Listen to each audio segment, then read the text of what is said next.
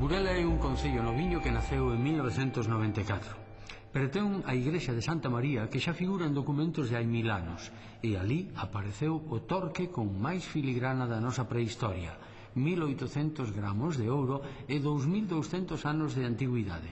Hoxe volvemos a Burela. Burela, nome dun concello na Mariña Lucense, tamén dunha aldea na Fonsagrada, houbo que nos relacionou cos teares de Burel, que significa tea grosa e áspera dos campesiños, ou coa Burela da heráldica, e mesmo cunha boia marítima. Pero este topónimo xa aparece nun documento do século XI, no que se di que a igrexa de San Xulián de Nois está á beira do mar inter Burelum e Taurium, e en poucos anos xa aparece como Eclesia de Burela. Como parece ter o sufixo diminutivo ela, ou pensamos nun diminutivo de bura, é dicir, fura, da mesma familia de burata, buraca, que significa cova grande, furna, ou pensamos na elipse de vila Burela, é dicir, a vila dun posuidor chamado Burelus. Estoutra suposición apóiase en que están documentados como nomes do home Burus, Burius e Burilus. Vila Burela é un supoñer, pero que si existe é unha vila a Emilia, que era un casal propiedade dun tal a Emilius.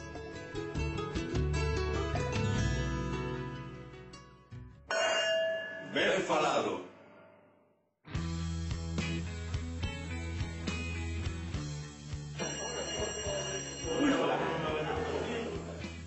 A situación lingüística no centro é, con respecto ao galego, bastante positiva, porque podemos considerar este centro e, en xeral, Burela como un paraíso lingüístico dentro do que sería a Mariña. En Burela hai unha comunidade caboverdiana desde hai máis de 25 anos, todos falan en galego. Temos bastantes alumnos que veñen de fora, que se integran perfectamente asimilándose ao galego dunha maneira gradual, pero moi rápida, non?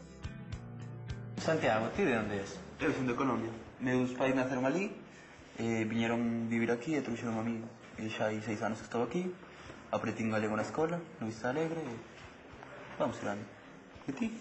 Os meus pais non son de aquí. Na miña casa, como son extremeños, cataláns, de Ciudad Real, o que se fala é castelán. E aprendín galego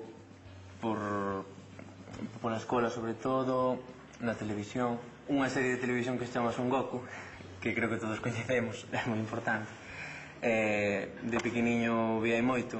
Eu nací aquí, nací en Burela, e meus pais tamén son galegos. O galego, pois, como a quen di, aprendino dende o berce, porque nacín con el. Chamo Menol, meus pais son de Asturias, aprendín galego porque me enseñou miña mãe, que fala na casa galego, pero meu pai asturiano. No colexio tamén aprendín galego. E ti? Eu chamo Paula, eu nacín aquí, pero meus pais son de Cabo Verde. E levo toda a vida falando gallego. Na casa falo caboverdiano con miña mãe e o gallego cos meus irmãos, na calle, cos amigos, na clase.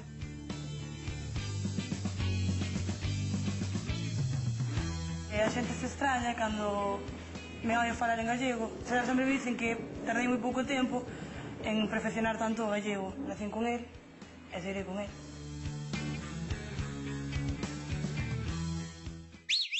O caldo faise na bota. Se unha cousa non está ben quente, dicimos que está monra. Morna. Casi. Ves como sabes? No Valadouro corre un refrán que di: ven o aire de Burela, colla brosa e fai estela. En Cervo dino doutro xeito: soa Burela, colla gadaña e vai para a terra. Cervo e o Valadouro están ao sur de Burela, polo tanto o vento que ven de Burela é vento do norte, trae bo tempo, e polo tanto o momento de picar leña ou de segar erva. Como ven, é moi importante saber en que sitio se recolle un refrán. Que teñan saúde. trombar en hora.